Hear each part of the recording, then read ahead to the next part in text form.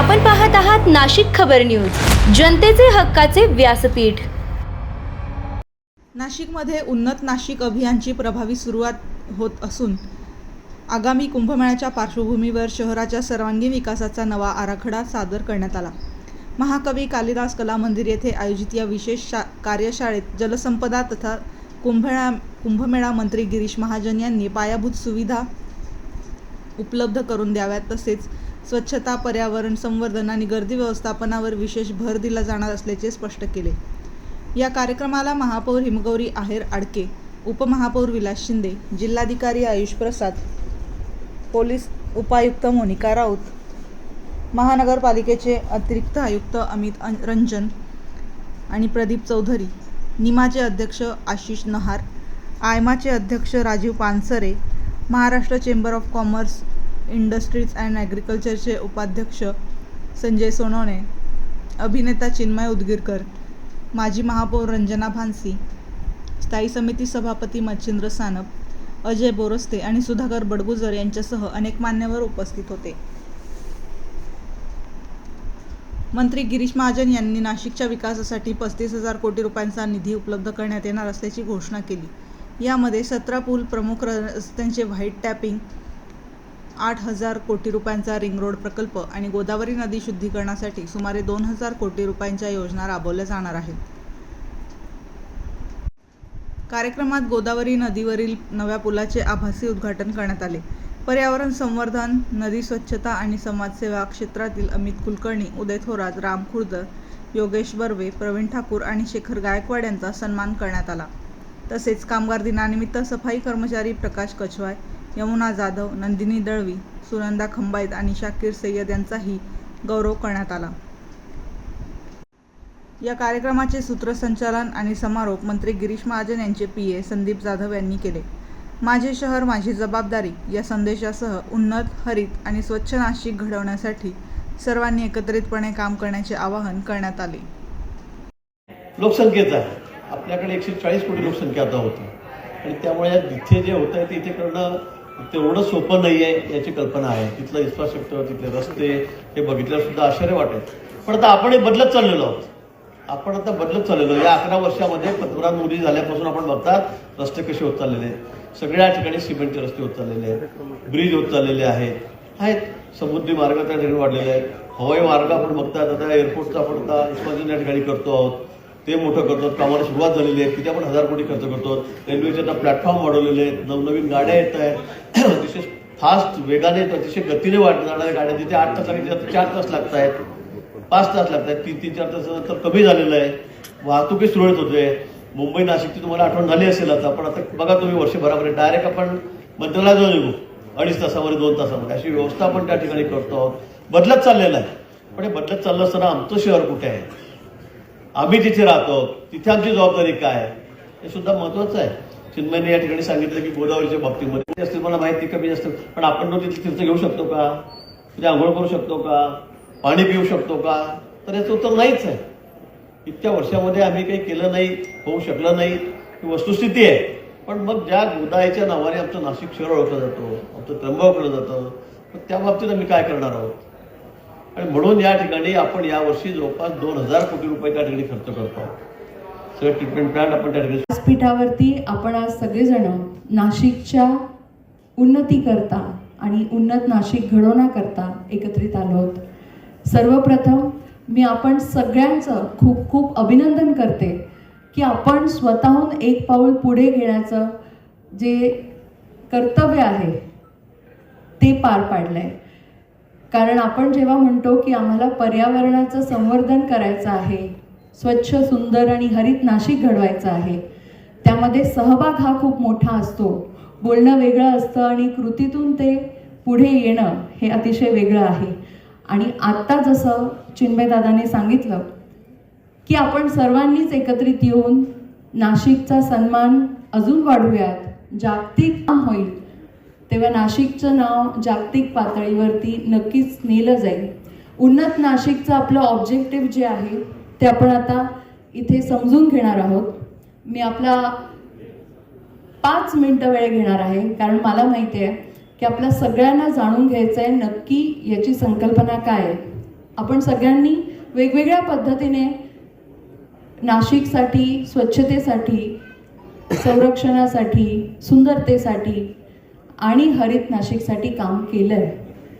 पण मला असं वाटतं, जेव्हा जागतिक दर्जाचा कुंभ इथे होणार आहे आणि एवढे सगळे तीर्थाटनासाठी आपल्याकडे येत आहे, तर नाशिकची काहीतरी स्टोरी असली पाहिजे. नाशिकच्या लोकांनी नाशिकसाठी काहीतरी केल्याची स्टोरी आपल्याला सांगायची आहे ना, हो की नाही? त्यामुळे आता आपण ह्या विषयासाठी आपले सन्माननीय आणि आपले मार्गदर्शक गिरीश भाऊंच्या संकल्पनेतनं नेमकं उन्नत नाशिक कसं घडणार आहे यावर थोडासा प्रकाश टाकते. आपण पाहता आहे कार्यरत आहेत, नदी प्रहरी म्हणून योगदान आहे आणि त्यांचा सुद्धा आपण सन्मान करत आहोत. त्यांच्यासाठी उदय थोरातांसाठी जोरदार टाळ्या झाल्या पाहिजेत. त्यानंतर नाव आहे राम खुर्दळ. नाशिक जिल्ह्यातील राम खुर्दळ, उदयजी थोरात यांच्यासाठी जोरदार टाळ्या. राम खुर्दळ हे शिवकार्य, गडेकोट संवर्धन, जे काही आपले गड आहेत त्याचं संवर्धन म्हणून काम करतात. 20 वर्षापासून ते काम करत आहेत.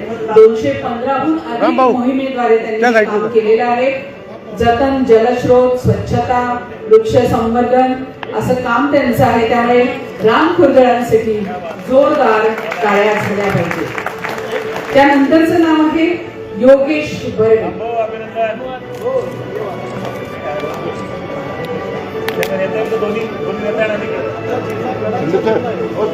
खुर्दळसाठी जोरदार टाळ्या. योगेश बर्वे नाशिक गेल्या 10 वर्षापासून जनजागृती करण्याचं काम करत आहेत. उपनद्या स्वच्छ तरच गोदावरी स्वच्छ हा संदेश ते देत नदी प्रहरी म्हणून कार्यरत आहेत. कुंभमेळ्यात सक्रिय सहभाग, कुसमाडी पॅटर्नद्वारे 100 झाडांचं संवर्धन त्यांनी केलेलं आहे. स्वच्छ, सुरक्षित आणि उन्नत नाशिकसाठी यांचाही मोठा सहभाग आहे. त्यांचं सुद्धा मनपूर्वक सहर्ष अभिनंदन. त्यानंतर प्रवीण ठाकूर.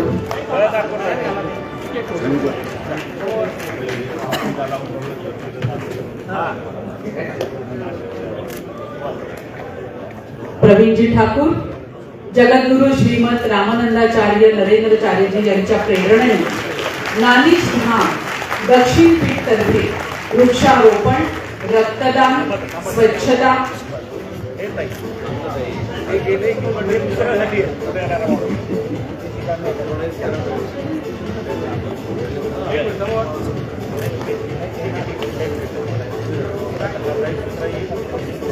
जगद्गुरु श्रीमद रामानंदाचार्य नरेंद्रचार्यजी यांच्या प्रेरणेने नानिशधाम दक्षिण पीठातर्फे वृक्षारोपण, रक्तदान, स्वच्छता व जनसेवेचे विविध उपक्रम देशभर ज्यांनी राबवले.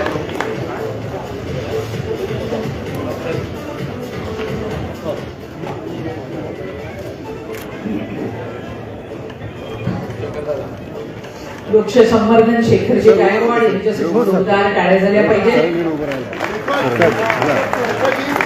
मंडळी, आज भाऊंच्या संकल्पनेतून आजचा कार्यक्रम हे अभियान राबवतो आहे, उन्नत नाशिक अभियान. पण या उन्नत अभियानामध्ये सर्वात महत्त्वाचे म्हणजे आपले कामगार, स्वच्छता करणारे आपले कामगार.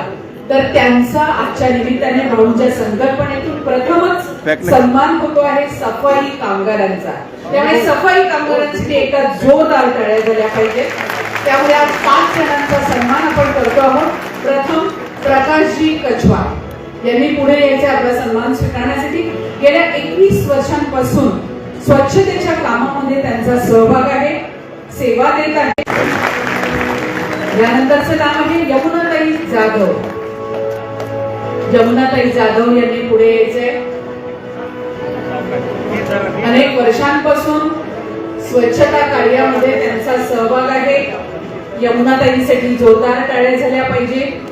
स्वच्छतेच्या बाबतीत सातत्यपूर्ण काम करणाऱ्या टाळ्या झाल्या पाहिजे. कुठलीही तक्रार न करता आपलं दिलेलं काम त्यांनी कायम पूर्ण केलेलं आहे. त्यानंतर सुनंदाताई रघुनाथ खंबाई. सुनंदाताई यांनी पुढे यायचे आपला सन्मान स्वीकारण्यासाठी.